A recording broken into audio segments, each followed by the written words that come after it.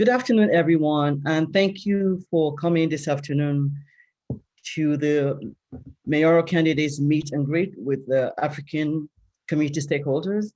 This event is organized by the United African Coalition with the support of NAPAC and OAN, Organization for the Advancement of Nigerians.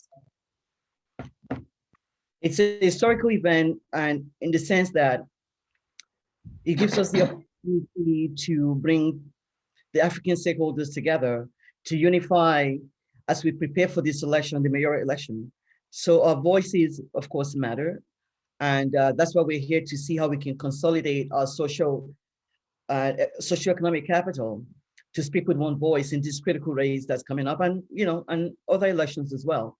So this is, in my view, one of the few attempts in recent times to actually really create a coalition and unify the African community, in this case in New York City. Thank you so much. Dr. Motosho is our keynote speaker. Dr. Motosho, welcome, and please proceed. Good afternoon all. And I want to say a special thank you to African brothers and sisters who are on this call this afternoon. And most importantly, the organizers for being able to put it together. As Ms. Buki stated earlier, OAN collaboration with NAPAC, which is a national organization, and along with United African Coalition and several other African organizations, which is no particular order. You have the Senegalese, you have the Sierra Leoneans, you have the Ghanaian organization. As a matter of fact, there are 50 plus countries in Africa, but it's very easy to think that every Black man, oh, he's an African, and which is true. But however, Africa is not a country. Africa is a continent. And I'm so excited that, yes, in New York City, in a couple of months, to be specific, June 22nd, there will be a primary, which half of the council members will be time limited. You'll be having new faces, and also the mayor is time limited too. It's a pretty busy election year for us in New York City. But as Africans, and this is just my input, no matter what organization we belong to, which are several, hundreds of them, from churches to masjids to non-for-profit, everything. We're at the forefront of doing so many things here, but we must come together and create a forum, which I'm glad this is the first of the series, which is being championed, to listen to the mayors, mayoral candidates, and see what, it's not about what we can do for them in terms of voting alone. It's a two-way street, what they can also do to advance because of various African nations, especially those of us who are here, our children are here, we pay taxes, and there should be a kind of equality. And as we all know, in recent past, we had the Black Lives Matter. Prior to them, we have the Me Too movement. There have been so many movements. And it's not just having a dream, it's about having a goal. Once we moved away from having a dream, which thank God, Martin Luther King said it a couple of years ago, almost, if I'm not, half a century ago, that he has a dream. But we saw that materializing in about 2 election cycles or 3 election cycles ago, that we have President Obama in the White House, which that dream now translates into a goal. And that goal doesn't start in one day. And that is why we as a collaborative body of Africans, we should now set our own goal with the candidates and also be carefully engaged. It's long overdue. And thank you so much. So Medina is a moderator, co-moderator. Medina is the reporter with political Madina, it's such a pleasure to have you join us this afternoon. Madina Toure, please go ahead and do a brief introduction, and then we can start the program.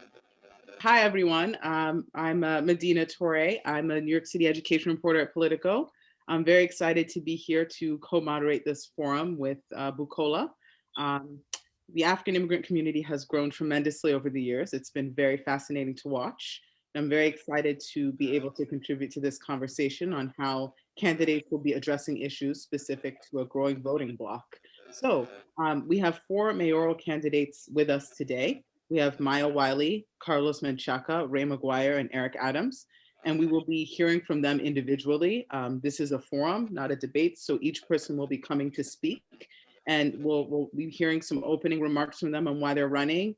We'll ask them some questions, and then we'll have a fun interactive portion where stakeholders in the African community will have the opportunity to ask the candidates questions directly. So yeah, this is essentially what we're going to be doing today. We have a variety of issues we want to touch on. So our first candidate today is Ray McGuire. So Ray, if you're on the line, you can unmute yourself and you have 1 minute to deliver some opening remarks, and then we can get straight to the questions. I am unmuted, but my video, you control my video. Okay, so I'm sorry, can you just hold on a moment, please? Max, so I'm making you now a host from the instruction I'm being given so that you can maybe try and turn the video on for everyone, because I'm not really sure what's happening on my end. Yep, let me just try to address this real quick. 1 second. Yeah, please, quickly, because we need to see everyone's face. Apologies on this. Can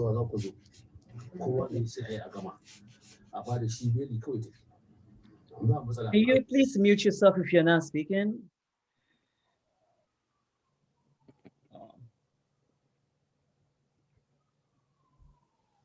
Mac, are you able to figure this out? McGuire, could you try turning on your camera again? Okay. All right. Thank you for having me, Bukola, the UNAC, and all the event hosts for the invitation to be in solidarity with the members of the African community. My name is Ray McGuire, and I'm running for mayor of city. I'm running to be your mayor and the mayor for all New Yorkers who feel left out of the American dream. This pandemic has left so many of our African and immigrant brothers and sisters in crisis, unable to access the federal grant programs. Small business owners, taxi and drivers and seniors didn't have PP&E and subsidies. The neglect has led to food and housing insecurities, and in the most extreme cases, death. We can no longer tolerate this neglect. I believe that we need to heal this city, and it starts with strengthening the partnerships between our African and African-American neighbors. We have to work in solidarity for economic justice first and social justice. I came from a single mother home, lived with my grandparents. Education was my only way out. I have a comeback plan that focuses on just making certain that it is the most inclusive economic comeback plan in the history of this city. Faith, preparation, soul brother. I was a soul brother in my business, but not the soul brother, S-O-L-E, and made sure that I extended the ladder the way others have extended the ladder to me. So thank you for allowing me to be here in solidarity and community with you. I spent a lot of time on the continent. I spent a lot of time here in a leadership role, and my commitment is to make sure that as we go forward, that you are included, that you're at the table, that you can experience the same kind of opportunities that I was fortunate to experience through the sacrifices and faith of my dear mother. Thank you for having me. Thank you for those opening remarks. So I'm going to get right to it with the questions. How are you doing? Thank you. Yes. I'm doing great. Great to see you. So you will have 1 minute and 30 seconds to answer each question. So we'll give you a little warning when you're getting close. So I'm just going to get right to it. So first, educational inequity has been an issue for many communities in New York for a long time, including the African community. Particularly during COVID-19, issues like gap in access to technology, like computers and broadband, have become increasingly stark, and school reopening has exacerbated inequities in special education and other educational resources, especially for low-income communities and communities of color. If elected mayor, how will you work to bring greater equity to New York City public schools? Listen, my view about this is based on my own experiences of education being my only way out. I grew up in the neighborhood, raised by my single mother, across the street from a paper factory that used to emit fumes so strong that the only way we could breathe is over the refrigerator door. So my plan, cradle to career, cradle to job, is to make sure that we start early, because the time we get to pre-K, many of our kids are already behind. I want to make certain that we start early, developing as these children are developing their learning from 0 to 4, so they get affordable childcare and they get affordable parent care. Then I want to ensure that by the end of the 3rd grade, every child in New York City can read. Why is that? Because between 0 and then the 3rd grade, our children are learning to read. After that, they're reading to learn. All too many have never learned to read. And when it comes to the digital divide now, because many of our children don't have broadband, I will address that. I will bring digital literacy. I will bring broadband to the community and begin to address once and for all the crisis that existed before COVID in our African communities. Thank you. So next, affordable housing has been a problem in New York City for decades, and it has now risen to an emergency level due to the COVID-19 crisis. Moreover, low-income New Yorkers spend 50% or more of their income on housing. If elected mayor, what steps would you take, or what are your plans to build permanent affordable housing for low-income New Yorkers, as well as homeless New Yorkers, especially in low-income communities and communities of color in areas such as Harlem, Brooklyn, and the Bronx? So I have a history of having been committed to the communities that you've just outlined. And what I will commit to is building, and what you're describing here is deeply affordable housing.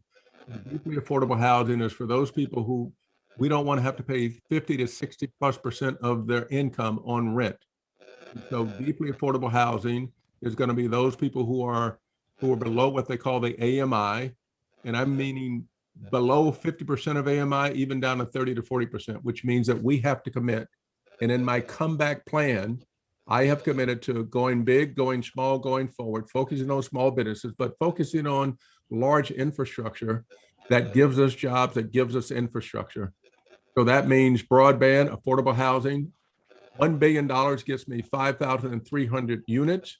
It also gets me thousands of jobs and has a $2+ billion multiplier. So I will be committed to making sure that we build deeply affordable housing. And then for those who have the resources, that we also have workforce housing. Those who have the capacity, who are experiencing the kind of dreams that we want to experience, we do that. But my first priority is deeply affordable housing. And then when it comes to the homeless, I want to make sure that we prevent and we give services to and give a pathway from homeless to shelters to being able to live in homes with dignity. And that's what I contribute, and that's what I commit to contribute. I've done this before. I know how to get it done, and that's what I do for the African community. Thank you.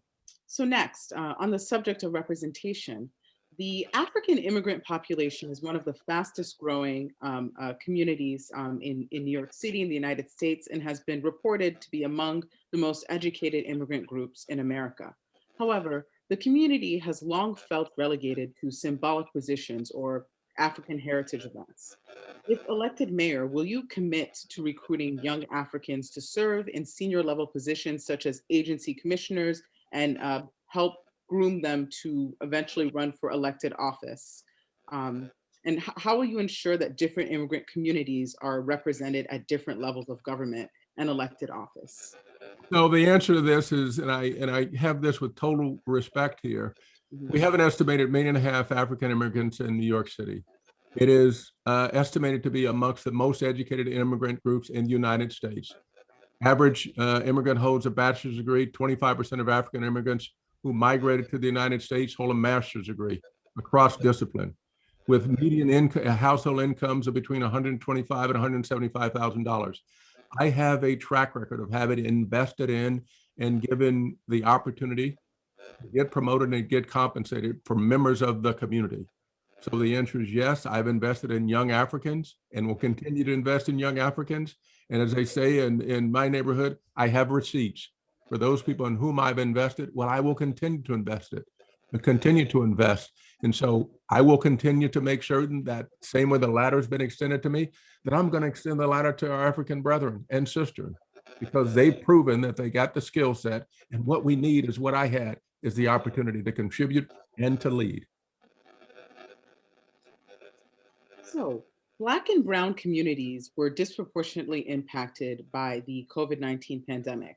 We are seeing similar disparities in vaccine distribution, with vaccination rates higher in white and higher income communities than they are in lower income and minority communities.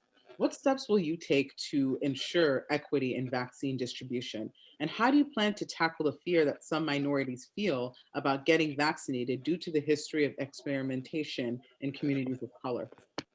So the answer is, it's not just the vaccine, and it's not just the skepticism or the fear, which I understand given the history of this country with respect to vaccines and folks of the African diaspora and African communities, Black and African communities, Black and Brown communities. Those conditions existed before COVID. They've just been amplified by COVID. We have lived in healthcare deserts. We need to fix the fundamental problem. And what the vaccine distribution has showed us is that it's not getting into the communities. We're having to bring the communities to the vaccine centers. We need to change the focus on this. Yes, keep those centers, but take the vaccine, take healthcare into the communities, and make sure that we inform our communities as to the safety of the vaccine, and have enough ambassadors in the community who have actually taken the vaccine without incident. We need to do a much better job at educating, which is what I would have done from the start. Response is predictable given our history. What should not have been predictable is whether or not we got the vaccine into our communities in a way that today we haven't. So I would change that, and I would change that by fundamentally making certain that we eliminate the healthcare deserts, including for our seniors, for our children, and for our seniors. Let's see if we can't put primary care facilities into our neighborhoods that are the most densely populated by the African community. But it needs to be across all the communities, but especially those that have been disproportionately impacted by the virus. We got this wrong, especially when it comes to our community. Thank you. So now we're going to move to the fun part. We're going to have 10 minutes of interactive Q&A with members of the audience. We have stakeholders from the African community across the 5 boroughs on the line, who will be, asking some questions specific to their individual areas and districts. So the way we're going to do this is we're going to have folks raise their hands, and I will call on you, and you can ask your question briefly, and I'll let you know when we're nearing the end. So if you have a question, please raise your hand, and I will call on you. So let's see if anyone has their hand raised. Let's see. I think Napak, Madame Lara. So I guess you could. Who would want to start with? Okay, let's start with Milton Alimadi. You can unmute yourself and ask your question briefly. Thanks. Thank you, moderator. Candidate McGuire, I have many questions, but for the interest of time, I'll only ask 2 questions. Number 1, economic empowerment. People of color are the most economically deprived historically in New York City. Now, New York spends about $15 billion, maybe more, with vendors on an annual basis. How is it that after all these years, we haven't managed to fix it, and Black and Latino-owned businesses get less than 1% of that money? I think that is horrific. Tell us how you would solve that and give us a potential timeline. That's question number. Mr. Alaba, yes. How do you want to with the first question or the second question, or? I can pose the second question very quickly. Yes. The second question is this. One of the major problems in terms of developing a better relationship with the African community, and it's not only in New York, it's all over the United States, is the image of Africa. Historically, Africa had been demonized for such a long time in Western media. What plans do you have to help rectify this situation and to foster better understanding, better knowledge, and better interaction between African immigrants, recently arrived Africans, and the African-American communities and other communities of color? Would you, for example, propose something unique like having a regular, maybe lecture and interaction in City Hall with prominent, knowledgeable Africans who could interact with African-Americans and other people of color in New York? Thank you. So great questions. Great screensaver with your child there. My godchild. Your godchild. That's fine. Listen, let me give you some of the facts. New York spends in 2020 $22.5 billion. 1.1 billion or 4+% got to MWBEs. 82% of the MWBEs who are Black and brown did not receive any. So that says that we need to make a difference. That is a fundamental difference to how we've addressed this up to this point. And given that I have been at the epicenter of making certain that we get capital into Black and brown businesses, either in my business or as an individual, recognizing the importance of that, this will be the highest priority. And in my economic plan at rayformayor.com, you will see that it is go big, go small, go forward. Accelerating the jobs for the small businesses and making certain that going forward, that Black and brown businesses get included in the $20+ billion procurement program that comes out of the city. Deputy mayor that is focused just on this, empowered to go across agencies. And there are examples where other mayors have done this in the history of this country, where I would take what they have done to make sure that we create opportunities and create wealth. I would make certain that I would focus on that, not just in response to Mr. Alamati one RFP, but in a continuous and consistent way to give contracts so that the African businesses can grow, can start and grow and create more business and create more jobs. That's my commitment. And I have a track record of doing that also. That's what I would bring to that part. The other part with respect to the celebration of the richness of the continent, I have done that. I've been fortunate to in the art world be supportive of African, the diaspora artists, many of whom we know, many of whom we have supported. We're now building a building which is now being designed by an African architect.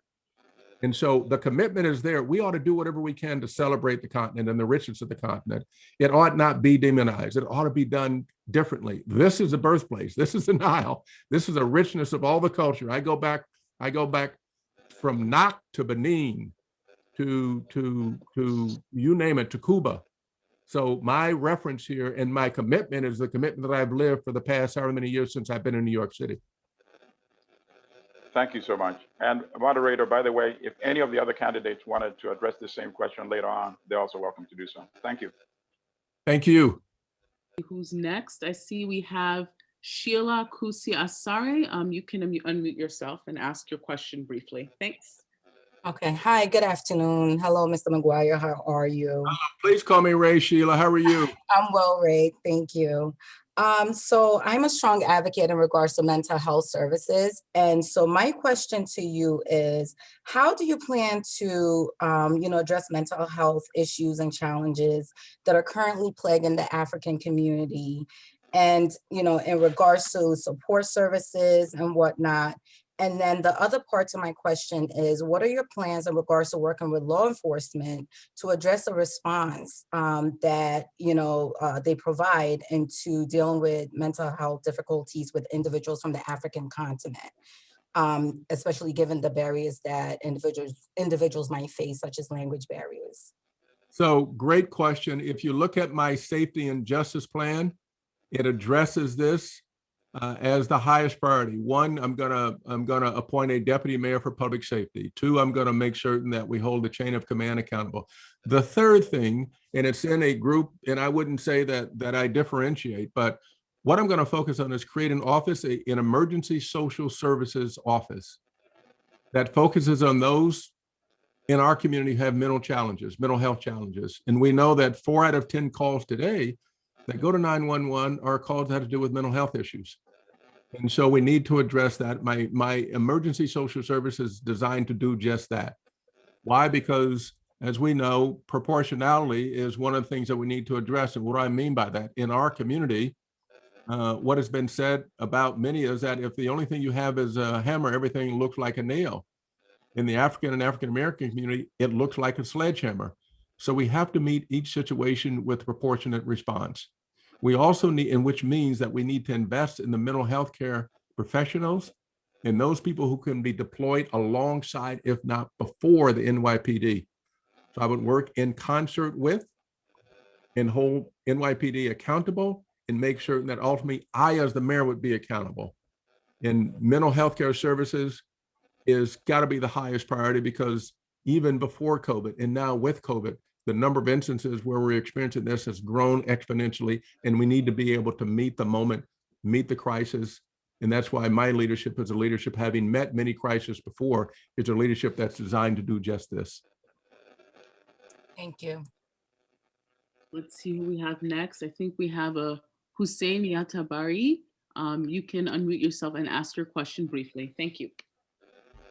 Hi, Ray. I'm an educator, and I run a nonprofit in the Bronx. I had a couple questions just around youth services.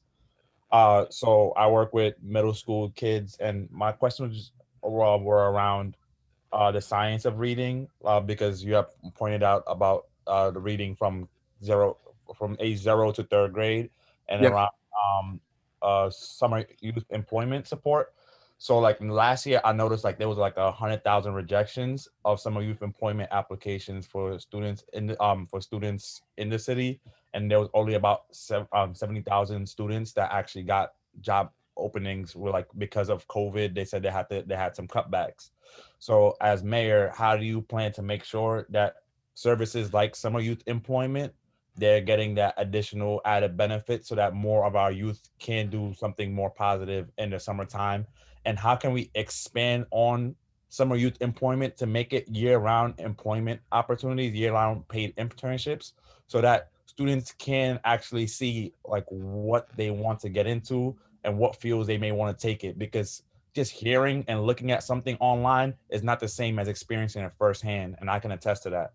And going back to like just making sure the science of reading, I totally agree with you. Like fundamentally, I think in middle school, what I'm facing is that a lot of students are coming into middle school not having good fundamentals in reading. So how will you, with your then new chancellor, really focus on the science of reading and develop a skills curriculum and phonics curriculum that can be honestly broad across the board, that schools have to follow certain guidelines? Because I see every school does something different when it comes to phonics and skills, and it's leading to some kids learning how to read and some kids not knowing how to read. So thank you. Hussein, I have so much respect for the question and so much respect for the scholarship of this community. As I outlined, one of the most highly educated in a community that values education. And as I said, the only way that I got here is through education. My mother sacrifices for me to come east at 16 by myself with a Greyhound bus looking for education, to have applied to and been able to get into Harvard and on to Harvard Law School and Harvard College, Harvard Law School and Harvard Business School. So I know the importance of education, and my single mother sacrificed so I could get it. And what you've outlined is my plan of cradle to career, cradle to job. Our children start learning, and by the time many of our children arrive at pre-K today, they're already behind. So we need to focus on 0 to 4, childcare, affordable childcare, affordable parent care. And I want to focus for my accountability, Hussein, by the end of the 3rd grade, every child can read. Every single child can read. And then what I want to make certain of is beginning in the 6th grade, our children have at least 2 things. They have digital literacy and they have financial literacy.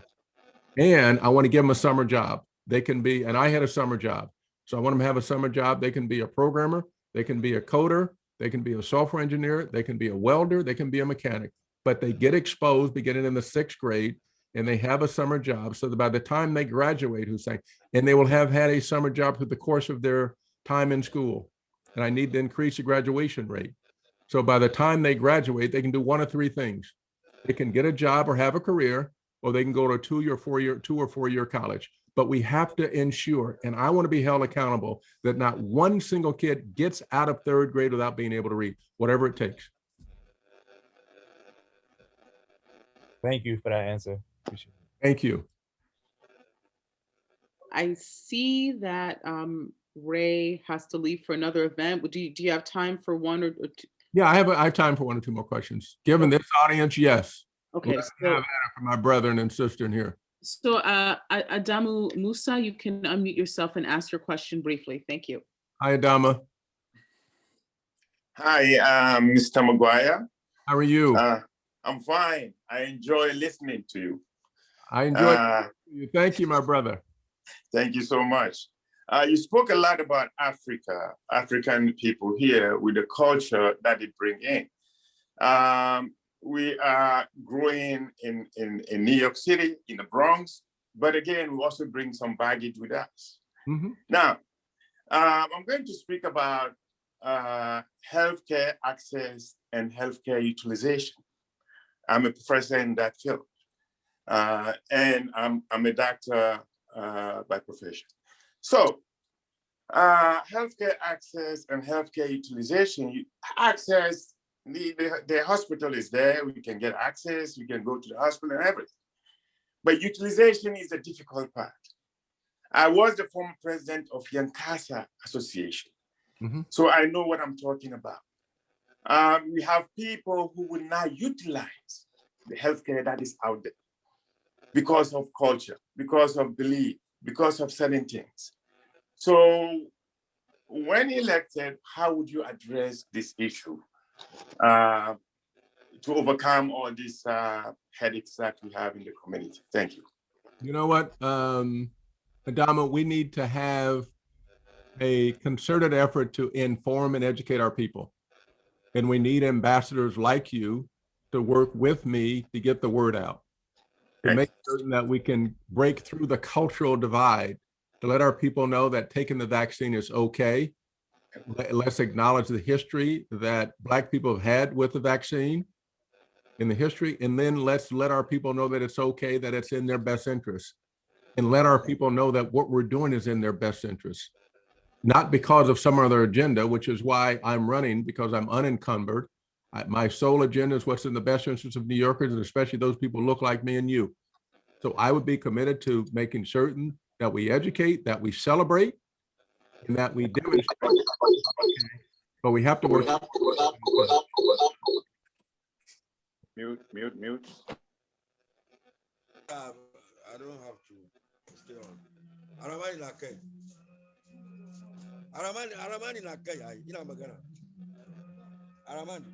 Medina, I think it's on back to you. All right. I hear some noise. Can you mute yourself? Please? I don't know. Somebody's talking in the background. Not from me, though. Mohammed is unmuted. Okay. Give me one moment, please. We're fielding some final questions. Whoever is making that noise, can you please mute yourself? Yeah. Maybe you can mute everybody. Maybe Medina, mute everybody. I got it. Just 1 minute. Yeah, just 1 moment, please. Let's see. Let's just 1 moment.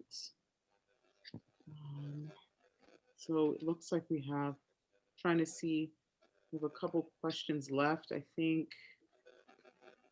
I see a Dr. Bola, Medina. Yes, just give me 1 moment. Bola. Maybe Dr. Bola has spoken. Those are the only hands that I see on my screen. Okay. Just give me 1 moment, please. If we have some final questions. Just stand by. Okay.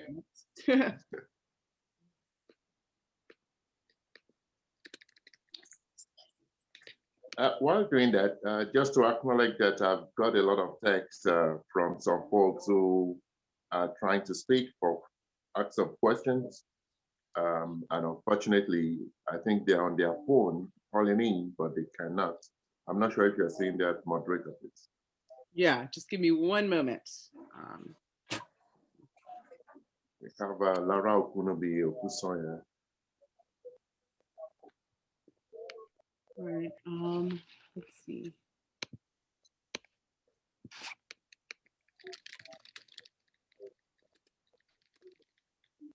And I'm still unable to show my face to Ray, but that's okay. I know your voice. Thank you. Hey, try that now, Dr. Bola, Mr. Dr. Otosho. You should be able to do that. Oh, wow. Okay. There we go. Great. You look good in the red. There we go. Thank you. Yes, sir. Okay. Should I yield my time to Laura Okunubi real quick? I know that she had raised her hand for a while. Okay, yeah, good. We can have her. You can unmute yourself and ask your question. That's NAPAC, Madame Lara. Okay. Yeah, Madam Laura. Okay, you can ask your question briefly. All right, thank you. Governor Ray, you've answered a lot of great questions. One of my questions I was going to ask is about the disparity that continues in the Black and Brown neighborhood. You know, I think if we have this meeting next year, it's going to be the same story about inequitable access. How are you going to change the messaging? I think you talked about educating a little bit, but I think it needs to be more strategic. You know, are you going to create some foot soldiers that would identify where we have concentration of Black people, the barber shop, the hair salon? This is where, whether you like it or not, good gossip, bad gossip goes along, but they're not targeted. They're finding out about this thing after the fact. So I think that there needs to be a stronger and a much more effective messaging system, how to reach our people with information so that they can make informed decisions at the end of the day. So I don't know how you plan to address that, you know, not just all the educated people, but all the other nooks and crannies of our community. These are the people that you represent. But Madam, you should know that the way that we're going to do this is what I call the ground game. We have to go door to door. We have to go into the communities.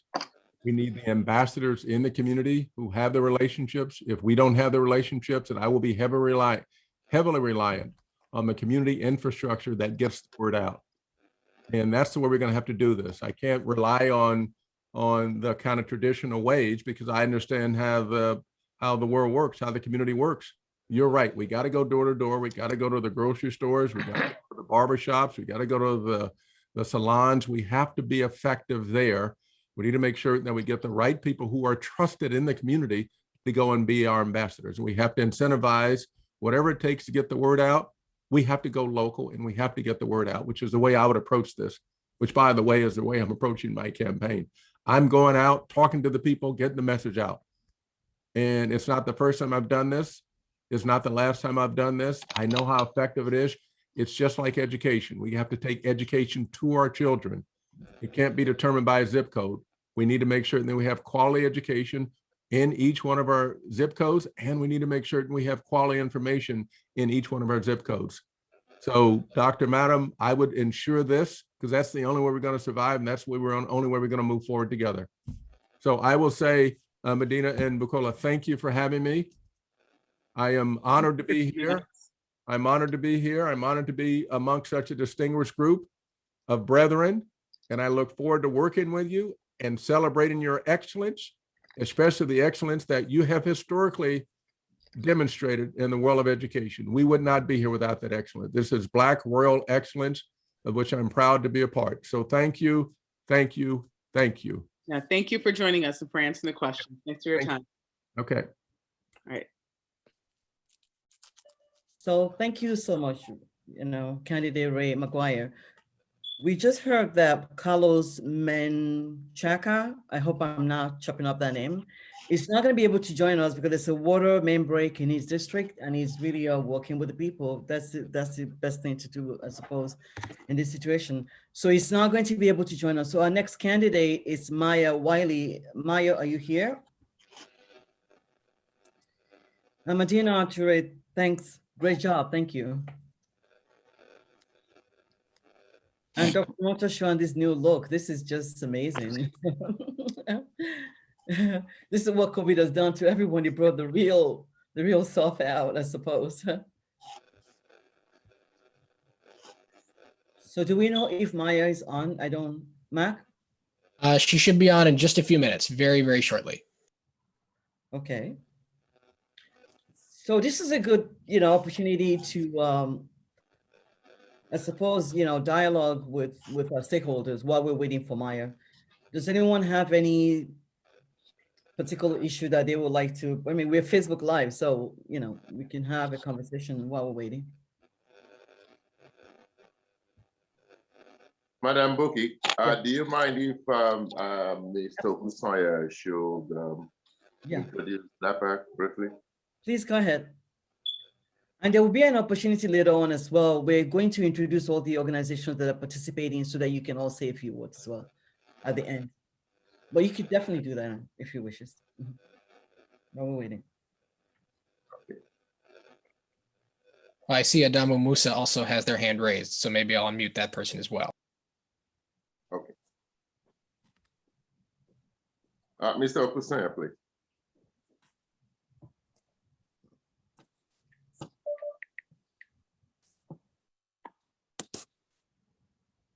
Or if Dr. Nelson Aluya is on, the president of NAPAC.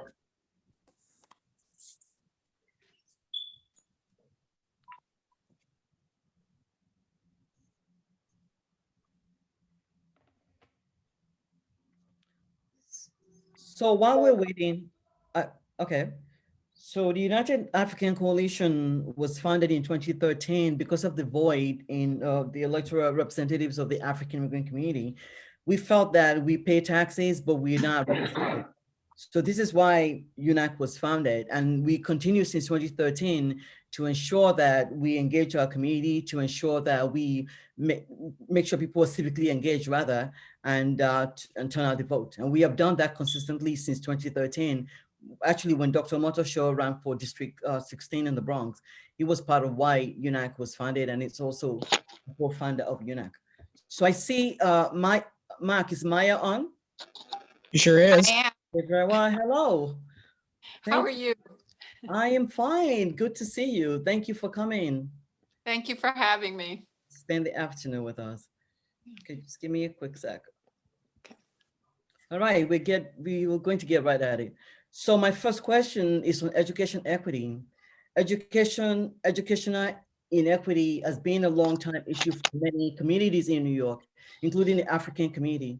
Particularly during COVID-19, issues like gaps in access to technology, computers, and broadband have become increasingly stark. And school reopening has exacerbated inequities in special education and other educational resources, especially for low-income communities and communities of color.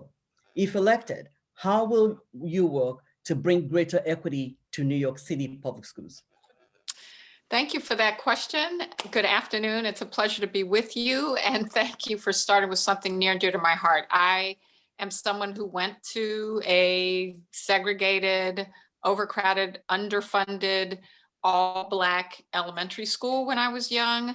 And as a civil rights lawyer and racial justice activist, I fought one of my earliest cases was fighting for education equity and funding.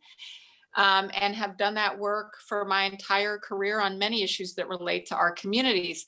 Let me start by saying that we have to recognize we got to not cut the school budget, but ensure that we are getting more dollars into our classrooms. That includes making sure we're bringing down class sizes. We've got 618 schools in our city that are grossly overcrowded. Out of 1,800, and a lot of those schools are schools where our kids are. And I'm a mom who had my kids in a public school and neighborhood elementary school, so I've struggled with these experiences. But let me just say, on broadband access, one of the things we have to do, and I did it when I was council to Mayor Bill de Blasio, is show the city how we could both find the resources within city government in order to get every single unit in Queensbridge houses free broadband in the apartment. Now that doesn't solve all the problems because as we know, we also have too many New Yorkers who don't have a device, but I would partner and make sure we could buy on an emergency basis the devices we need to get to our students who are housing insecure, make sure we get to all our students who needed one. But we also have to recognize that there's a way to get Wi-Fi quickly to folks. When I was council to the mayor, to get every single unit in Queensbridge houses free broadband in the apartment. Sorry about that. Sorry, no, no problem. I was like, that woman sounds familiar. But I will say that because we had also a plan to do a major public housing development every single borough, When I left city government, that did not come to fruition, although we had announced it. I would go back to that plan, but I would also learn from all of the partnerships, like with public libraries, where we lent out wireless devices from the libraries. So they were excellent leaders in this. Also building out how our schools can deliver more faster. But a lot of this is just about understanding we got to get government prioritizing it, making it a top priority, recognizing we needed that technology before COVID because so many of our kids couldn't get online and homework increasingly. No, for my own kids in public elementary school, they had to be able to get online for homework, for grades, for communicating with teachers. So we still have to solve that. And I've also heard from a lot of immigrants' rights advocates that we have to make sure we're using digital technology, mobile technology, so that we can ensure that our family members have ways of getting updated information in real time from Department of Education, and doing that with translation services. So I'd work on that as well. I'm sorry, you're muted.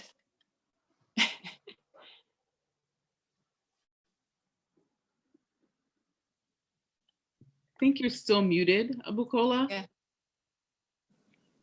So Maya, my apologies. You were supposed to actually spend a minute to introduce yourself. Why don't you do that? I'm sorry. That's okay. Because why don't you do that? Then I'll ask the follow-up question after that. Thank you. Well, thank you. Well, look, as someone who's running to be the next mayor of New York City, who has never run for public office before, and I say that's the point. I have spent my entire career as a racial justice advocate on change making for our communities on every issue, because we don't live single issue lives. I've worked on education, access to healthcare, digital divide, because it's what our communities need. But I'm also the only candidate who has done it from senior positions inside City Hall, knowing exactly what management means from inside, which is recognizing you have to have smart people who know the job and the work in the communities, is on mission, and makes sure that we are holding center in our focus. The communities that have been disinvested in, that have not gotten sufficient attention, and that government has to serve in a much different way. And I will do that as mayor, and it's what called me into this race. Thank you so much for that. My next question is on affordable housing. Affordable housing has been a problem in New York City for decades, and it has now risen to an emergency level due to the COVID crisis. Moreover, low-income New Yorkers spend 50% or more of their income on housing. If elected mayor, what steps would you take, or what are your plans to build permanent affordable housing for low-income New Yorkers, as well as homeless New Yorkers, especially in low-income communities and communities of color in areas such as Harlem, Brooklyn, and the Bronx? Thank you for that too. I have a godson who lives in public housing in the Bronx. So for me, this is not a theoretical issue. It means we have to look at all our housing opportunities as a single strategy to meet the human right to housing. That means we have to look at our public housing and we have to save it. And public housing has to stay public. We have to be investing in it so it is quality. I have a plan, my New Deal New York, which will create 100,000 jobs. I'm going to do local targeted hiring and also ensure we're buying things from local businesses, from women and minority owned businesses. But it's also to build things we need built, like affordable housing, and fix things we need fixed, like public housing. So I've also got $2 billion in that earmarked to do renovation and rehabilitation in NYCHA. But absolutely right that we also have to do much more on very affordable, extremely affordable housing, because so much of the housing we have developed in the city have not been for folks who earn $25,000 a year, or $15,000 a year, or $50,000 a year. We have to cover all that territory. So utilizing vacant land, we've got 1,000 acres of vacant land that the city owns that we need to repurpose for permanently affordable public housing at the costs our people can afford. And homelessness is something we can solve, particularly if we start thinking about the subsidy structure differently. So for example, if you're homeless, you get $1,200 in a voucher to get an apartment. Well, as we know, is very difficult. It's hard to get a studio apartment for $1,200. So we have to increase the subsidy so that folks can actually afford housing, while we also beef up our law enforcement around discrimination, because we know, and I know this is true of the African community as well, too much discrimination in getting housing you can afford to pay for, because there's race discrimination and income discrimination. Our human rights laws protect against that. I will make sure we can enforce them. But that's a big part of making sure that we're also getting folks into housing first rather than putting them in shelter first, because we're building up subsidies, we're building more housing, we're asking more from private developers, and we're ensuring that NYCHA is safe and and still healthy housing. Thank you. The African immigrant population is one of the fastest growing and has been reported among the most educated immigrant groups in America. However, the community has long felt relegated to symbolic positions or African heritage events. If elected mayor, will you commit to recruiting young Africans to serve in senior level positions, such as agency commissioners, as well as for elected office? The question, and I'm sorry, that's the question. I'm reading my next note. Well, thank you for that. And as someone who had the good fortune to live in South Africa for a couple of years, and visit other parts of Africa separately, I have to say that one of the things that I did as a civil rights and racial justice advocate was know that I had something to learn from going there. That's why I went, because there was so much that we share and that we have to do here. And it has to include that we have a government that is representative of our people, because we know that our experiences so often drive not just our relationships, but also our understanding of who to talk to, how to talk to them, and what the needs are. Because while we have so many shared needs across the city, across race, across background, in terms of affordability, in terms of good jobs, in terms of childcare, healthcare, but at the same time, we have also sometimes unique challenges. So I'm absolutely committed to a representative government, but also the pipeline, and the partnerships, because a lot of what I also hear in that question, and one of the things that I wanted to do when I was in city government, but left before I could, is creating pipeline programs so also more of our young people are getting introduced through internships and entry-level opportunities, careers in government, because they tend to be good jobs, they tend to be stable jobs, they tend to come with good benefits, but they're also ways to ensure that our workforce is also connected to and understands the communities they serve. So that's also a deeply important part of it for me. Thank you. Now for the next question. I'm going to hand over to Medina now. Yes. So for the next question, we wanted to talk about mental health, particularly amongst youth.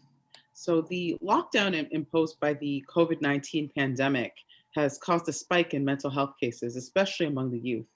And the stigma associated with discussing mental health issues in African communities and other communities of color has made things worse.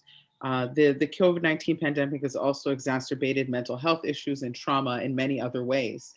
If elected mayor, how will you go about expanding mental health education services for communities of color and immigrant communities? Mm-hmm. Thank you. That's such an important question, because I've seen it up close and personal. When someone I love who's young person had the experience of being with a friend who had a psychotic break during COVID, and was afraid to call 911 because afraid the police would show up and that her friend would be shot. Finally got an ambulance there, not being fully truthful about what was going on. But the short answer is that's not a situation anyone should be in, because we should have trauma-informed care in our schools. I actually have a platform on gun violence prevention that commits to putting CBT, which just means cognitive behavioral therapy, and dialectical behavioral therapy right in the schools, and creating student support teams, which recognize that when students are struggling, it's usually about the kinds of supports they need, so that those kinds of services can be identified, and we can have the partnerships in order to get those services for kids and families, because so often school is the first place we start to see an intervention point and have an on-site intervention point. And I say those particular services because they're researched, they're trauma related, they're related for depression. So it is a really important type of therapies that are very much about solving those kinds of problems and those kinds of trauma-informed care that we need related to COVID and gun violence and depression and all the things that we are unfortunately suffering. But the others to recognize we have to repurpose our dollars right, so that instead of the police being called for mental health crisis intervention and response, we're actually creating mental health intervention teams at community level that are the first line. And that's something that I'm committing to in addition, and have been very explicit about also on this campaign trail.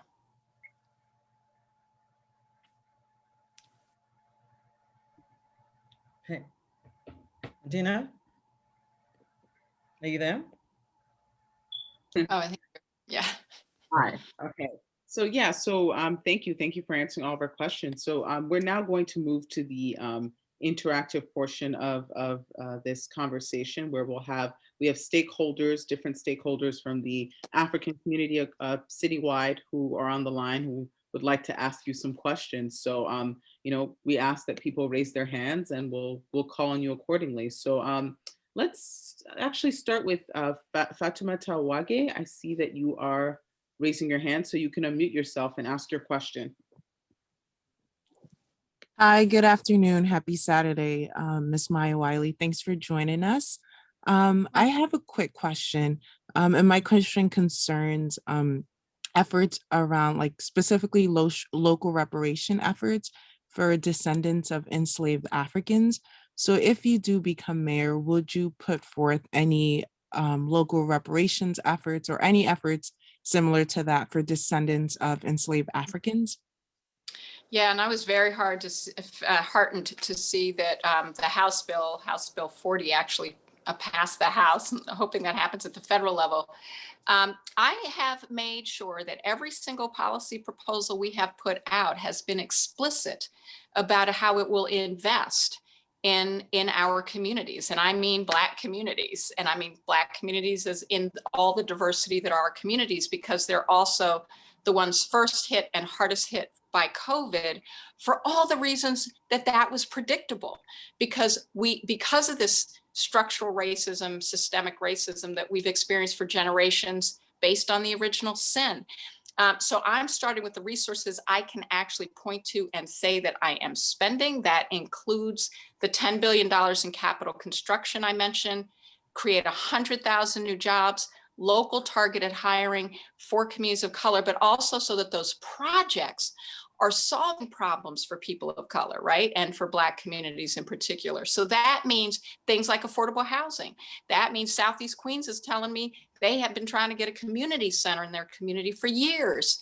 Black community, that means really thinking about the kinds of things that communities are asking for as problem solving. So that also means partnerships, so we're creating the right metrics to make sure that those investments are happening, that we're buying locally. So all those to me is a reparations framework. The same with our universal care plan, because what we're going to do is put $5,000 in the pockets of the neediest families for family care. And we're not going to tell families what they do for that care, but that's recognizing that so much of the work that people do in families, particularly Black women, is unpaid, and that so many families, even when they work, are struggling just to make ends meet and take care of elderly parents or children. That will not require documented status, by the way. That will be based on need, and that is direct grants to families. But we're also going to create community care centers in hard-hit communities, the communities of greatest need, which are our communities, so that there are drop-off centers, good jobs created in the community. And I will say, it is Black women who lost the most jobs in this pandemic. So this is also job creation in areas of job loss for us. There'll be union jobs, but they'll also mean that for others, there's a place that's safe and community-based to take care of families. We have more, like a participatory justice fund for gun violence prevention. That means putting the power in community to decide how those dollars are directed. But for me, all of this framework is an investment framework in the communities and Black community that has not been invested in historically, and to reverse that.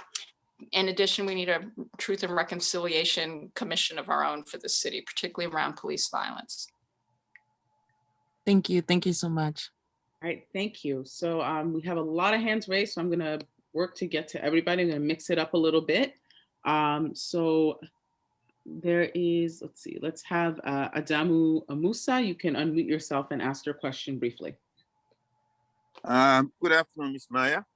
Good afternoon. You spoke about investing in the communities, the African communities, and that is a key area that needs to be addressed. I work in the school for more than a decade with the Board of Education.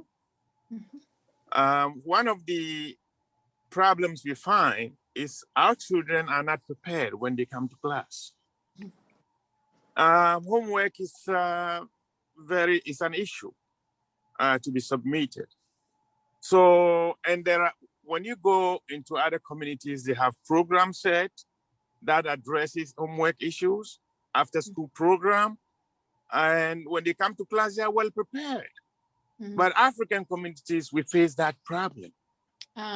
When elected, how would you address this issue? Thank you.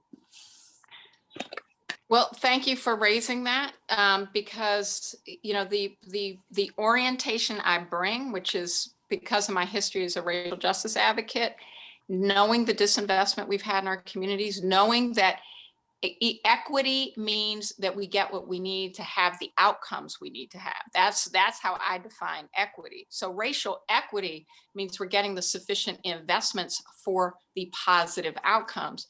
So you're pointing attention to exactly the way I'm going to be orienting our resources, which is to places of need. So when we have, and one of the things we need are the lenses that look at all the parts of, because the Black community, as we know, is a very diverse one, and make sure that we're meeting the needs of all parts of the community. And a big way that we're going to do that is by having the right partnerships, by making sure, so we talked about representation in government and also partnerships with communities to make sure communities have the ability to identify needs. So an example of that is the gun violence prevention platform, where those gun violence prevention funds can be utilized for after school programs, for creating tutoring services. But we're not going to say that's all the resources available. We're going to look at creating community schools, wraparound services, so that there are programs that and partnerships that include community-based organizations that are culturally responsive for our kids, so that our kids are being treated as whole beings and getting all their needs met. And I would definitely be partnering with you to do that in the African community. Thank you. Right, thank you. So I'm going to go through and see who we have next now. I know Milton Alimadi had a question. He was having an issue with his raise hand function. So if you want to unmute yourself and ask your question briefly. Yes, thank you, moderator. Thank you so much, candidate Wali. My first question is concerning economic empowerment, because I think that would actually address a lot of the other interrelated issues. And this is the first question that I asked the candidate before you. So I want to see what your ideas on the same question is. The city spends, depending on the year, anywhere from $15 to $20 billion a year with private vendors. But out of this amount, Black-owned and Latino-owned businesses get less than 1% for this. I personally think this is criminal for it to even be tolerated, because it means taxpayer monies from African and Latino communities are subsidizing their own dispossession. So what program do you have to address this concern? Because even if these communities were only getting, let's say, 10% of that amount, that would translate into tens of billions of dollars that could go into founding their businesses, supporting their institutions, and many other things they can do with that money. So I want to hear what specific plans you have and what timeline might you have to see this actually change? And then the second question I have is over the issue of historical demonization of Africans in Western media. And obviously that's caused miscommunication, misunderstanding, and even a feeling of rejection of Africans by some people in the African American community and other broader communities in general. And what ideas do you have to, tackling that kind of issue? And then finally, concerning the vaccine reluctance, would you support some specific programs that might include some sort of incentives to incentivize the marginalized communities, people that perhaps fear because they have legitimate concern over the history of abuse when it comes to medical experimentation? Thank you. Thank you. Thank you for all those questions. I'll try to be brief because I know we want to get to a few more. Number one, we absolutely, part of my plan in the New Deal New York with the $10 billion is the goals and commitments around women and minority-owned business, enterprise contracts, and other contracts, because remember, not all of our businesses fall into the category of MWBE. So when you were talking about that count, there are also other things we're going to plan to do for our entrepreneurs, including so one is we're going to do that. I'm someone who served in City Hall as the director of MWBE for a couple of years when there was a title, but there was no staff. There were no dollars for it. There was no program. And I was still able to get the spend up from 500 million to 1.6 billion in 1 year to MWBE. Now, to your point, I left in 2016. There was a lot more work to do. But so much of it is the person sitting in the mayor's chair has to be making sure the goals are met. And sometimes that's a lot of sweat equity, leaning on folks, making the calls, making sure the staff is doing what it's supposed to do. But I don't want to lose sight of also our small entrepreneurs because we are losing far too many. So we just announced a program that's going to be a $30 million emergency grant program for our small businesses so we don't lose them. And it's going to focus a lot on our businesses because those are the ones we're losing the quickest. And that's where we have the greatest amount of entrepreneurship. But it's also going to do things like cut red tape that government currently has. It's regulatory. It's going to make sure we're not fining and feeing our businesses out of business while they're struggling to survive. And we're going to work on a affordable commercial rents program so that just like we do with affordable housing, we're creating more affordable commercial rent. So all of that, I think, has to be part of the picture, and also using everything we do and every way we spend in city government to be building more economic opportunity in our communities. And the vaccine question, I think a big part of it for me is the partnership with our local community-based leaders that reflect the community, that are trusted in the community, so that we have vaccine delivery and partnerships that are in trusted spaces that are community-based organizations or faith-based, our faith-based leaders and our churches, our mosques, the places where people trust, and so that we're supporting community also to be the trusted messengers that it's safe. So that's a big part of how government can both partner and also be more effective and more culturally responsive, because we're empowering the community to be the first line of communication and delivery with the community being served. And I'm sorry if I missed one. Did I get all your questions? Yes, the historical humanization, right. Yeah, I think a lot of it is the city just has to use its bully pulpit. I mean, it's, we've got a lot of media we don't control, but certainly we have the ability both in how we do public service announcements, but also what our Human Rights Commission does in terms of public education outside of public service announcements, so that the city is using its resources to ensure that it's breaking down negative stereotypes and really elevating a truer picture of who our residents are. Thank you. Thank you. Next, we will take a question from Sheila. So you please ask your question briefly. Hi, good afternoon. How are you? Fine. How are you?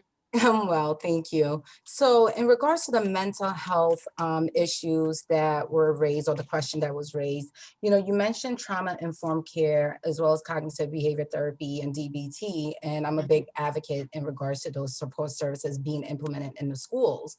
The question that I guess I have is, within the African community and within the Black community overall, there is, that stigma that is associated in regards to mental health, right? And also more so like within the African community, there's that lack of understanding in regards to what mental health really is. And so how do you propose to really get families on board in regards to these services that are going to be offered within the school system in terms of understanding their benefits? Yeah, thank you for that. Excuse me. I think such a big part of it is to actually be partnering differently. And that's part of why I talk about the community school model, because, you know, in the community school model, it's not just what's the school and who's in the school building, but it's partnering with community-based organizations and leaders in the community so that there's a whole community perspective around our children and what they need and their families. So we're also being more holistic about the family. And so to the extent we need to be investing more in those community capacities in African community, that's one of the ways I would think about it, and making sure we're having those partnerships, because again, sometimes that's a big problem, is that it doesn't come, it's better received from folks who are much closer to the ground. But the other thing I would say about the schools is it means we have to make sure that we're doing culturally responsive approach to student support teams, because the whole concept that I really am excited about is seeing teachers and administrators and families as in a student support model with experts that are also on the student support team, because they've social workers and school psychologists, but making sure we're doing it in a way that is informed and culturally responsive. And that to me is a big part of what the community partnerships can help bring. And that what we have to look to from those community partnerships to explain how it needs to happen and what those partnerships can be to better encourage it, but so that it's coming from within the community, not from folks who are outside of the community. Thank you so much for that. Thank you. We have 2 attendee questions. We're going to give them an opportunity to ask as well. We can start with Tay Doherty. You can unmute yourself and ask your question briefly. Thank you. Yeah, thank you. And thank you, Maya, for joining us. I have a question. There has been a lot of misunderstanding between the Africans and the African American communities. You could see it online, you could see it on a lot of websites. What are you going to do to promote the understanding between the African communities and the African American community? Thank you. Thank you. So, supporting the bridging, I unfortunately have seen it, and I've seen it in my child's classroom where it was a very diverse school, but diverse with kids from Africa, the West Indies, but also South America, South Asia. So very diverse, but very different groups of kids. And I unfortunately, I saw that happening in the classroom. So a big part of it is we do have to have the supports and the support for teachers and folks in our schools to be able to be better. We have to have also more diverse teachers. So we're seeing that more reflected in who's teaching in the classroom. But that is a really good opportunity for intervening and changing the perspectives and the tensions. But government has other ways of doing it as well. And as I said, Human Rights Commission does public education activities and work, all the things that the Mayor's Office of Immigrant Affairs can do to be partnering with other agencies around how to create those bridging opportunities. And I think in a lot of our schools, because there is that diversity, right? We have all the diaspora of what it means to be Black in this world in our schools. And so how we think about those community-based partners. And I apologize because I have to run in 3 minutes. So I think I can take one more question, but I have a hard stop. So I apologize, but I didn't want to cut this too short. We'll let you have one more, just one more question. Ademola Okusaya, you can ask your question. You can unmute yourself, Ademola. Are you there? I can unmute myself. Can you hear me? Yeah, yes. We can hear you. Yeah. We can hear you. Thank you. Oh, okay. Thank you. Well, I am not too sure whether that question that Mr. Duarte, who is also a NAPAC member, is actually the chair for NAPAC Foundation, asked about the issues that we're having with the African Americans that are here and the African Americans that came from Africa. There are issues there. I'm not too sure whether that question was thoroughly answered. So I don't know whether Mr. Duarte got the answer.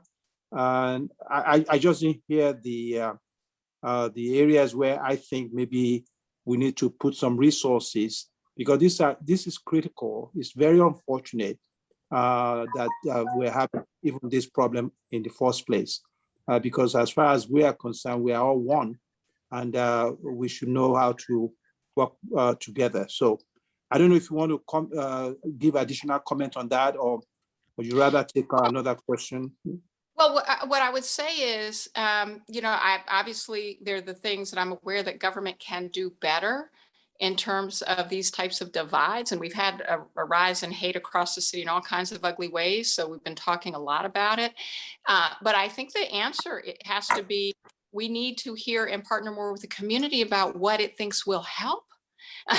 Because that's an important starting point, is for government to listen and learn and figure out how it can better do what it does to help be part of the solution. So I will never be a person that comes to you and pretends that I have all the answers. I can't possibly, and that's actually not good leadership. I would argue that really one of the things we need in government is for it to be a better partner, including having some humility about not having all the answers and needing to be partners with community around what some of them are, so that it can be more effective and responsive. So I guess what I would say is, if my answer is insufficient, that's a good learning lesson for me. And I'd love to hear more about what kinds of things government should be doing that would help the situation. Thank you.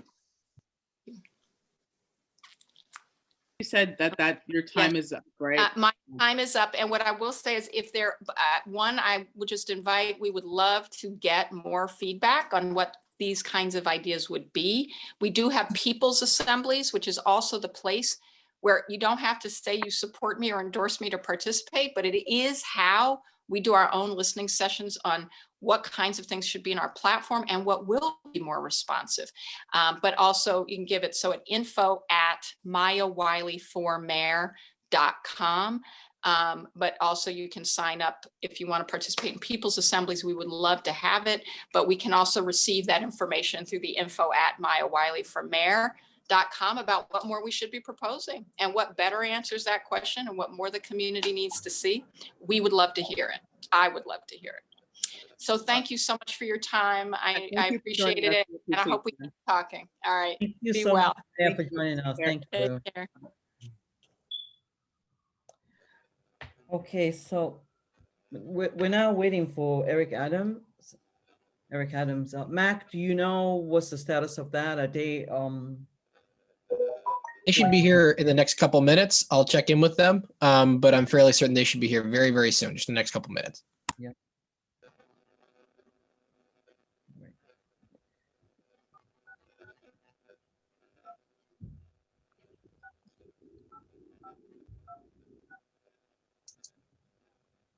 So while we're waiting, does anyone have any question that we can answer so that we don't have dead air? There's a lot that we can talk about as well. Okay. Yeah, go ahead, please. Yeah, Madam Bookkeeper. Yes. I changed my device. Of course, I cannot show my face again. You change your device. So maybe that can be addressed while waiting for the next candidate. You know, and secondly, I was checking with no, I can log in through the video, yeah. And secondly, maybe you want to take the information from those who probably might have a couple of questions, but do not have the privilege to unmute themselves. Maybe we can just take one or two from the audience now before we go ahead, please. Right, are they able to put So Madina, I'm saying, Dr. Motosho, can they add their question to the chat, or are they offline questions that you want to let us know about? Because if they're not, online, if they're not invited, we wouldn't be able to see the questions. So what are the questions that they have? How do we get those questions across to us? I see two questions in here.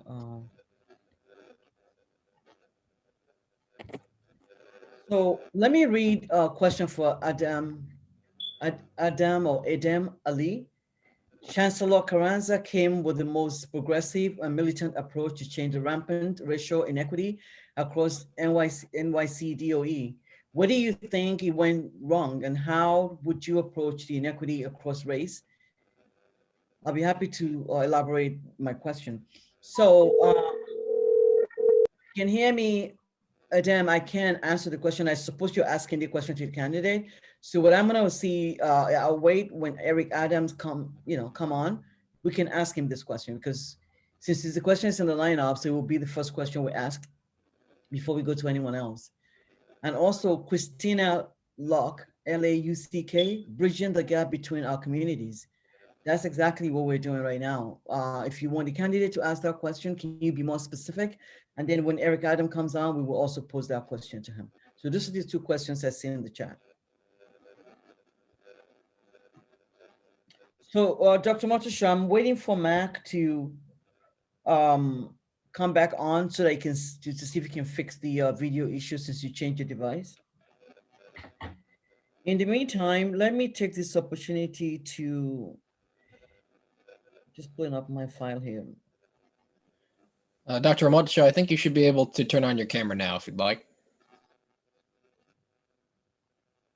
All right. So the representatives that are online, I'm not sure if everyone came, organizations that we have invited to partner with us on this event, I'm just going to go through them. It's Organization for the, Organization for the Advancement of Nigerians, OAN, Association of Malian Community in New York, Amani, SKA Therapeutic Services, LLC, Nigerian American Public Affairs Committee, NAPAC, Neighborhood United, Senegalese Association, New York, Ethiopian Community Mutual Assistance Association, ECMA, Presbyterian Church of Ghana, New York, CAC North America, that's Christ Apostolic Church, North America, Gambian Association of New York, Nigerian American Muslim Integrated, NAMIC, Imoli Adini Islamic Society, Masjid Ebun Abbas, that's the Gambian Masjid, Welcome to America, Yankasa Association USA. So I'm sure, I see that some of you are on from these organizations. Please let us know who you are, that you're here, you're representing, so that we can give you the platform. So Mac, have you checked with, what's the status of? Yes, I've checked in with their team. It looks like they are gonna be here any second now. Okay, great.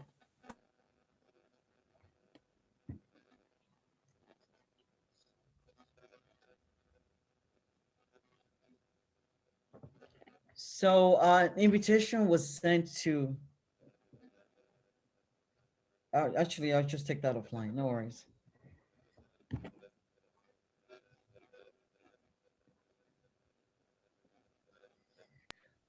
Thank you, Mac. I've been able to log in through the video now. Thank you. Wonderful. I'm really glad to hear that, sir. And I think I don't know if there are any attendees who may have a comment they want to make, Bukola, as we're just about to welcome the Mr. Eric Adams. So if you're interested, if we have time to take those, we can certainly, I could try to make that happen. Oh, here we go. I see our guest has arrived. I am so sorry. This has been one of those days where I realized that this is a big city. How about that? So glad you accommodated me and allowed me to move later. And again, my apologies to you. Absolutely. Thank you, Eric Adams, Borough President. We really appreciate you being here. My name is Bukola Shanuga. I am the Executive Director of United African Coalition. So you're welcome. And we have Medina Toure is a reporter with Political. Medina, are you back on? Are you there? Yes, I am. I'm here. Yeah, please go right ahead. All right. Hi, Borough President Adams. Nice to see you. Thank you, Queen. How are you? I'm good. Thank you. Thank you. Thank you for joining us. So yeah, I'm just going to get right to it. So first, we would love to give you the opportunity to give some opening remarks for 1 minute about why you're running, and then we'll just jump right into the questions. Thank you so much. I'm running because my story is the story of everyday New Yorkers. Growing up in South Jamaica, Queens, born in Brownsville, I understand what it is to be a low-paid employee. I was a dishwasher as a child. I know the struggles of homelessness. My family, we were almost homeless, and I used to carry a garbage bag full of clothing to school every day because mom did not want us to be embarrassed by not having a change of school. Clothing. I know what it is to struggle. Worked in a mailroom. Went on to deal with after being abused by police officers. I joined the police department to fight from within, standing with the families of Amadou Diallo after his shooting, and just being a voice of reason. Our city is dysfunctional, and the inefficiencies of our agencies, that is what's creating the inequities, and it's time to turn the city around for everyone in it. And I went through a lot. It's time to have a mayor that has gone through a lot to help people who are going through a lot. Thank you. So let's get started. So Yes. first, on the subject of education equity, educational inequity has long been an issue for many communities in New York, including the African community. Particularly during COVID-19, issues like gaps in access to technology have become increasingly stark. School reopening has also worsened inequities in special education and other educational resources, particularly for low-income communities and communities of color. If elected mayor, how will you work to bring greater equity to New York City public schools? A couple of things around that. Number one, we use the conversation of equality, and it should be a conversation of equity. If I wear a size 11 shoes and you give everyone in the class a size 9 shoes, that's equality. But the fact is, I don't wear a size 9. Equity would make sure I get the size that fits me. And so we're going to do an analysis of our schools based on the needs. If we are in a community where we have a high level of children with special needs, a high level of dilapidated buildings, lack of access to technology, we are going to distribute the funding based on the needs of the school, not based on an equal amount across the educational system. And second, and most importantly, we have education wrong. Education is not K through 12, where everyone keeps saying, and it's not 0 to 3. People see the number 0 as when a baby is born. The real education starts, as I say, the first classroom is in a mother's womb.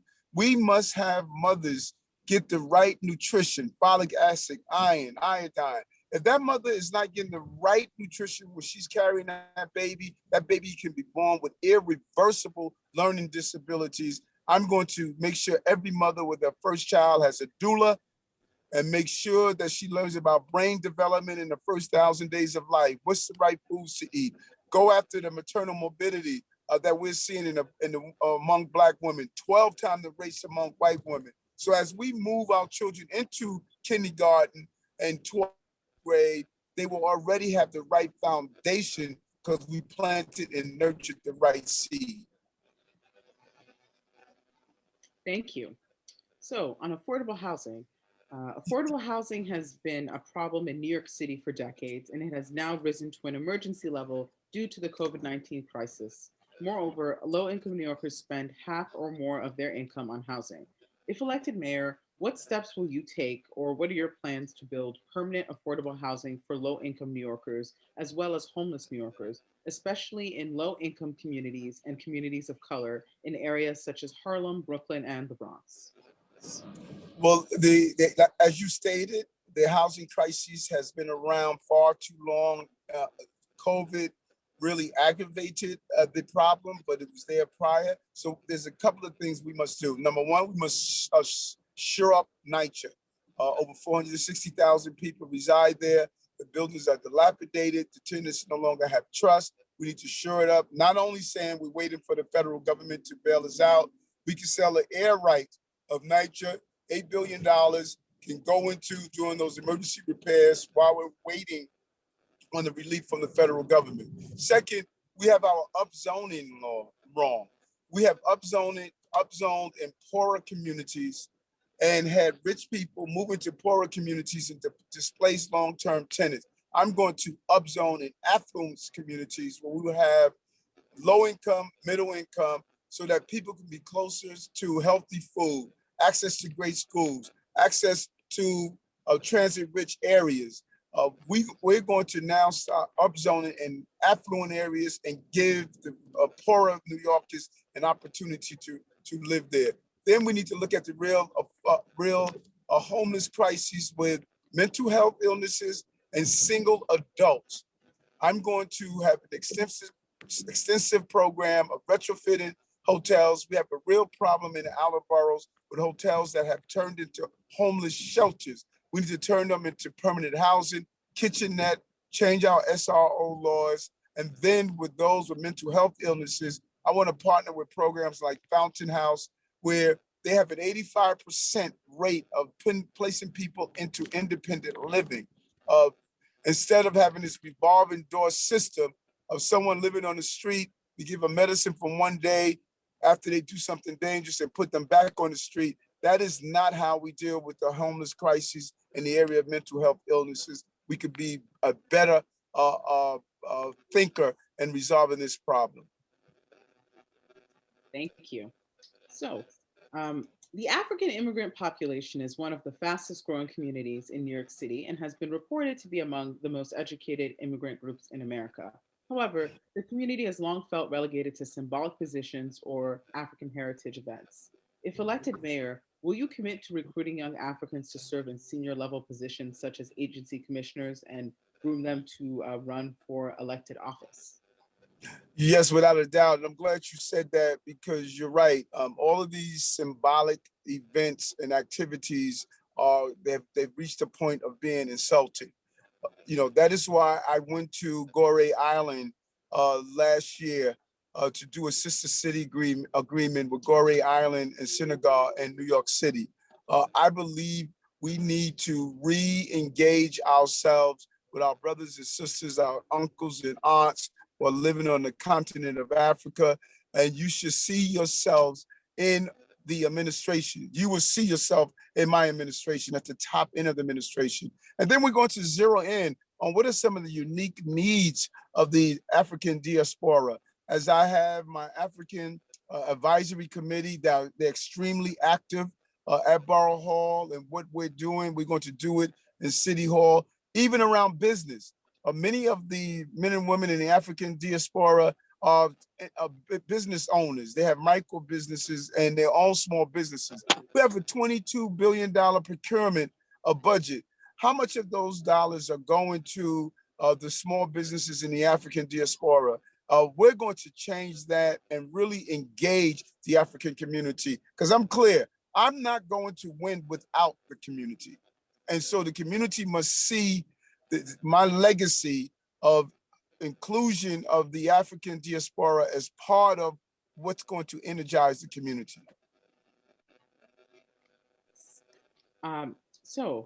Many African students attend schools within the City University of New York and often have to work part-time to be able to afford their tuition. CUNY students and advocates recently launched a package of bills called the New Deal legislation that calls for making CUNY tuition-free by increasing funding from the federal, state, and city level over the next 5 years, among its goals. Do you support that push? How do you plan to support students who have suffered financially and in terms of trauma due to the coronavirus pandemic? I support it 100%. I am a CUNY grad. I went to school at night, 2 classes at a time. I was able to get my associates, my bachelor's, and my master's degree. CUNY changed my life, and it can change the life of so many other students. At one time, CUNY was free. When it became diverse, they started changing it being free and raising the tuition. It is a barrier that we need to dismantle. I think it's imperative that we do so. And then we need to do other things. We need to have food pantries on CUNY campuses, because a large number of students are hungry. We need to have free washing and drying facilities. Many students, believe it or not, don't go to school because they don't have access to clean clothing and they feel humiliated. We need toiletries on campus so people can get the basic toiletries. All of these items seem like they're not important, but based on the group of CUNY students that I have sat down and communicated with, some of them are living in homeless shelters. We need to ensure that we have access and allow them to even use the shower spaces in the gymnasiums so that they can do the basic things they need to get over the hurdle. I want to remove those barriers and make sure that CUNY becomes a place of opportunity, and the cost of school should not be a barrier to obtaining the schooling that you want. Great, thanks so much. So now we're going to move to the fun part, the interactive Q&A we have stakeholders from the African community across the 5 boroughs on the line. So people can raise their hands to ask questions, but we do have some questions in the Q&A box and in the chat box we want to make sure are asked before we get to the raised hands. So first question here in the Q&A chat box is from Adem Ali. Chancellor, I will read out the question. Chancellor Carranza came with the most progressive and militant approach to change the rampant racial inequity across the New York City Department of Education. Where do you think it went wrong, and how would you approach the inequity across race? So I don't know if Adem wanted to very briefly add something because he said that he wanted to elaborate, but I think that's the gist of the question. So yeah, I think the question is extremely clear. Here's what I believe personally, that the conversation around gifted and talented programs and specialized high school, I believe it has taken all the oxygen out of the room. We need to make sure we have diversity on every level of our educational system. But those children who are unable to get a seat in gifted and talented or specialized high school, those children are going to be all right. They're still going to go to prestigious colleges and institutions because they have the support and the basic foundation. They may have missed the test by 1 or 2 points, but they're going to still go to good schools. What about the 90% of students that are in terrible schools? If we use all of our political capital debating about these other schools and not focusing on making sure all of our schools are places where our children are able to excel at the level that they deserve. So I'm going to make sure we remove those barriers to testing. I'm going to make sure we open up 5 more specialized high schools so we can use a cross-section of ways to determine acceptance into those schools. But my focus and my political capital is going to go to the thousands of hundreds of thousands of students who are in environments that's not suitable to educate. And that is very important to me, and not take the entire conversation to the elite students of our system. And then, okay. All right, so we have another question here from Irogama Omere. I hope I'm pronouncing your name correctly. Today is the 1-year anniversary of the death of Breonna Taylor. For too long, police brutality has increased in major cities like New York City. What are you going to do to address the issues of police brutality in the NYPD? Well, number one, we're going to set the right tone. And I want to be clear on saying this, that to me, violence is violence. And I don't take any consolation that if a child is shot by a rogue cop or a child is shot by a person who's a gangbanger that killed that 1-year-old child in Brooklyn. So violence is violence, but specifically with policing, we're going to change the mindset in the ecosystem of public safety. Number one, those officers who commit inappropriate actions, no more waiting 4 years like in the Eric Garner case before they're removed from the service. We're going to do a 60-day trial period, quick turnaround to remove those officers at a faster pace. Number two, we're going to say to police officers, you are your brother's keeper. If 2 people commit a crime and one person was on the scene when the crime took place, the other person is charged with acting in concert. I'm going to do that with police officers also. If you're there, someone does something illegal or inappropriate and you don't take affirmative action, you are being charged with acting in concert and you will be held accountable just as the other person is held accountable. And then we're going to change the culture of police officers reporting misconduct. officers who are doing their job, they're not comfortable with the internal system of investigating improper police behavior. We're going to take those investigations out of the police department and have the Department of Investigation conduct those investigations so we can have a more trusted and thorough investigation. But then let's change the ecosystem of public safety. Let's be more proactive in preventing crimes and just not reactive for responding to criminal behavior. Right, thank you. So we have a couple hands raised among the attendees and panelists. We're going to try to mix it up, make sure everyone has a chance to jump in. I'm going to ask Christina Locke to briefly ask your question because you left a comment in the chat box, and I just wanted to get clarity on what your question is. If you could ask your question briefly. Thanks.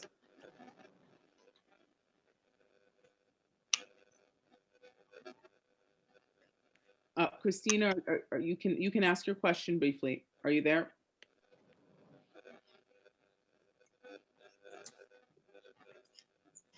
I'm gonna call on someone else in the meantime. Yomi Lawal, if you're able to speak, you can unmute yourself and ask your question briefly. Let me see, this seems to be an issue. I see you're both muted. Maybe I'm gonna click on ask to unmute and see what that does. All right, well, in the meantime, we're gonna move to other individuals just in the interest of time. So Dr. Omotosho, you can unmute yourself and ask your question briefly. Thank you. Okay, good afternoon. Borough President Eric Adams, can you hear me, I believe? Good afternoon. How are you? Good afternoon. Thank you for the good work you did throughout the COVID time, sleeping in your office. Yes, now, yes. New York City being the financial capital of the world, which you're a candidate for the mayoral seat, which will of course be vacant shortly. There is a precedent in Newark, whereby we had during the era of now Senator Cory Booker, whereby the Africans assisted him in becoming the mayor at the time, and he made sure that he appointed an African as deputy mayor without reinventing the wheel.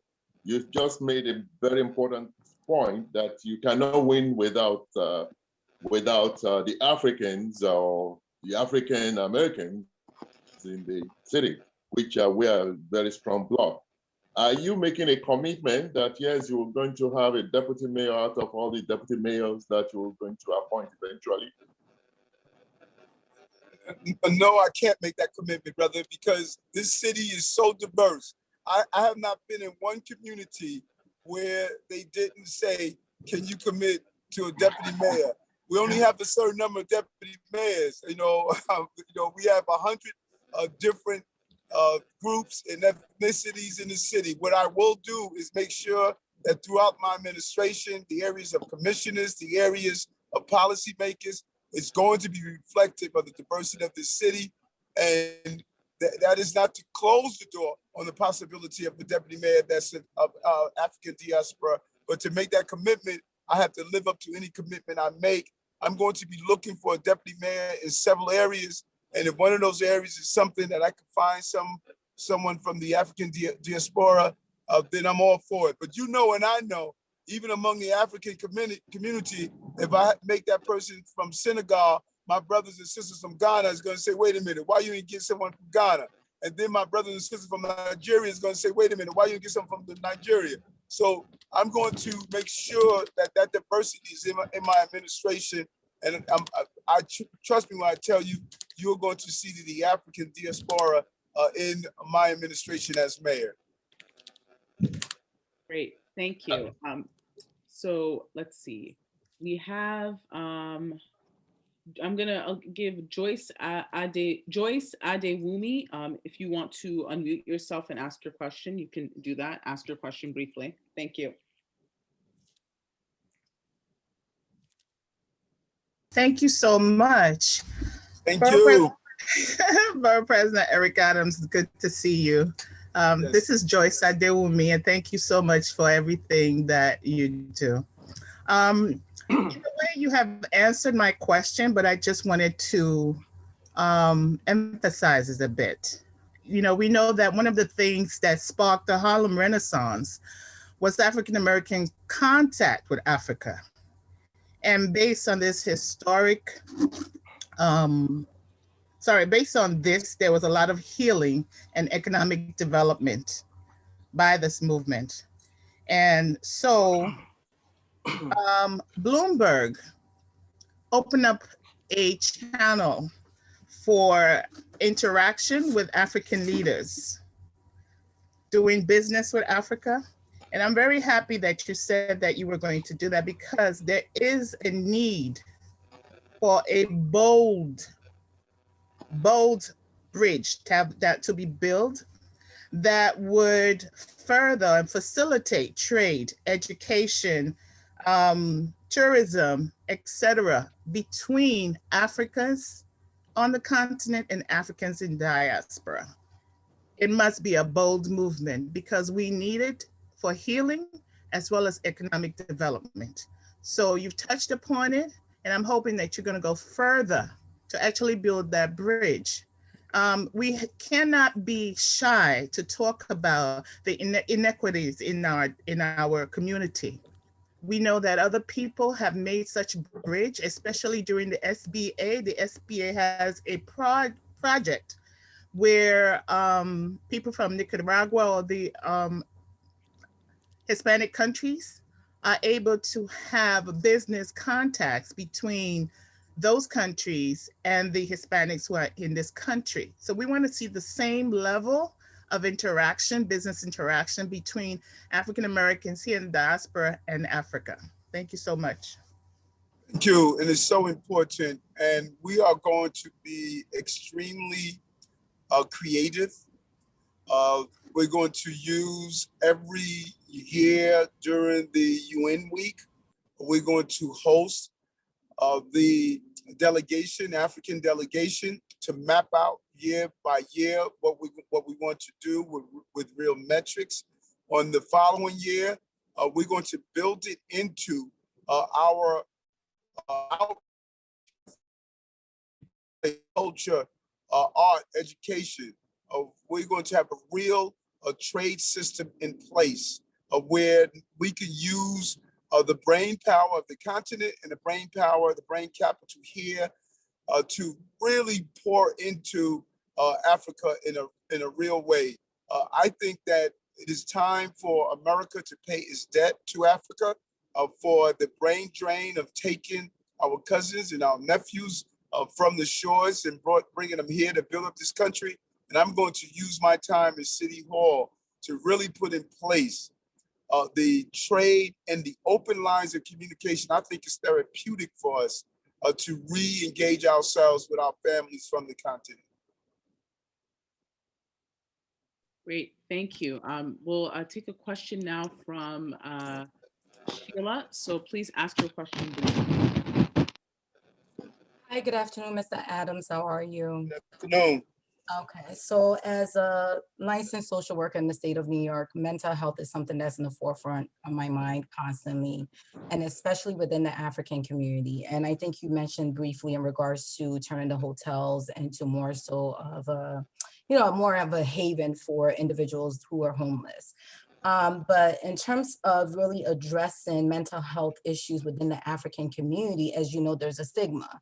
And so how do you plan to really address those, stigmas that are associated within those communities? And also what are some of your plans in regards to working with law enforcement in regards to their response to calls that come in regards to mental health related, disorders?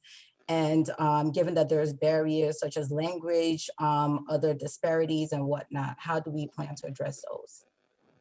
First, let's deal with the stigma within the community. One of the problems we have in this city is that we have prime contractors for governmental services and the delivery of services. The prime contractors are not from the community where these services are provided and delivered. We need to remove the middleman out of the way. We need to have people who are from the community deliver the services to the people who are in need of the community. That old model, Nigeria, there's enough Nigerian or African-based organizations that can be service providers, not only for mental health, but food pantries, tutorial services, physical health, medical health. We are paying a large sum of money to people outside of communities and the cultural norm of the communities to deliver services to those communities. And I say no to that. Let me have people from the community provide the services to the community, and we'll get a better response because you know the cultural norms of that community. In response to the police department, we want to change the mindset of police officers responding to those who are dealing with mental health crises. Let's allow mental health professionals to go on those jobs when it's those calls of service, when you're not dealing with a life-threatening incident. If you're dealing with someone that's armed with a weapon, if they're in imminent danger to someone, then you want to have a law enforcement person with a mental health professional as a team. But in those cases where it's just someone's dealing with a mental health crisis, we don't need the police to show up, with the intimidation that comes with the uniform.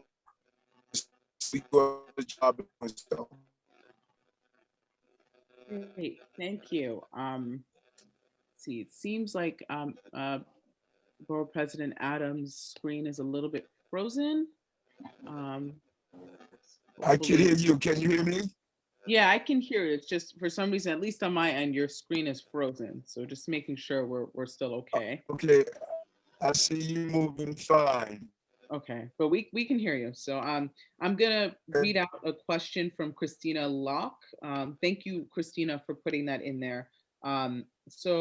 The question reads as follows. I think the task of removing socio-cultural biases between Blacks from the homeland, Black people in the diaspora, and Black people of African descent, born and raised as Americans, should not be entrusted in the hands of government, especially when experience clearly shows that an educational system that is deliberately skewed to the detriment of Black people. Okay, let me just summarize because there's a little bit of a, I appreciate the passion, but we want to make sure we get to the question. How will you as mayor, okay, actually, no, I probably have to read it because there's a lot of context. So let me go back. Information available to the communities is favorable to non-Black people where our cultural values are denigrated and a deliberate wedge is put between our people and the language and curriculum of the educational system. It behooves our emerging leaders in government to lead by deliberately infusing within educational curricular elements of history, culture, and identity that build synergy, mutual respect, and identity. How will you as mayor do this in terms of funding, legislation, and sponsoring socio-cultural events to bring us all together? Well, and she's correct that this should not solely be in the hands of government. It's about leaning into those organizations and groups and partnerships that already exist to do exactly what the sister shared. But in addition to that, it is about having a real culturally sensitive education. We don't do that. And as the mayor, the books are going to look like the cultural enrichment that we desire. We need to move to an asset-based educational system where we really promote and encourage diversity. Instead of using it as a deficit, we need to view it as the asset that it is.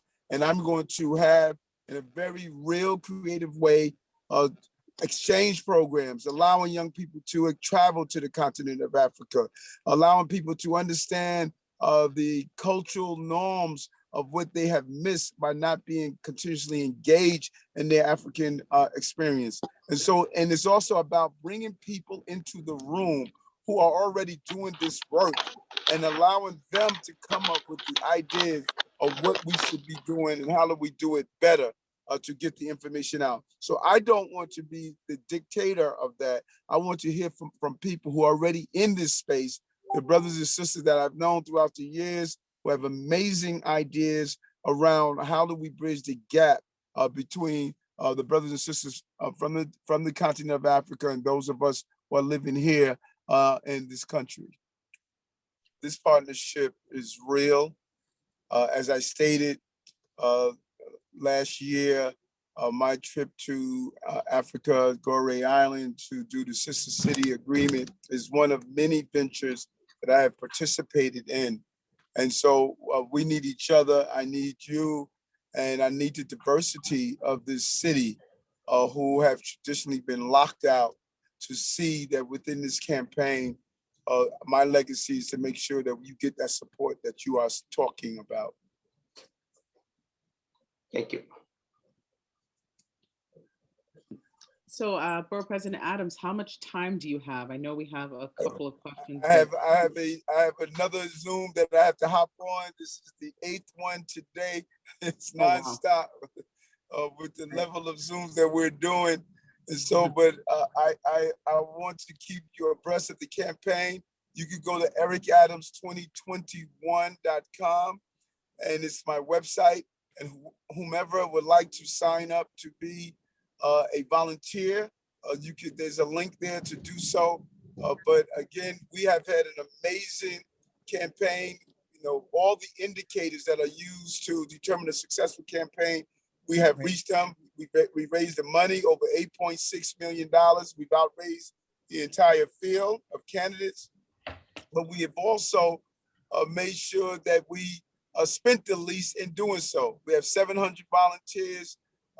You know, thousands of people have signed on to be a part of this campaign.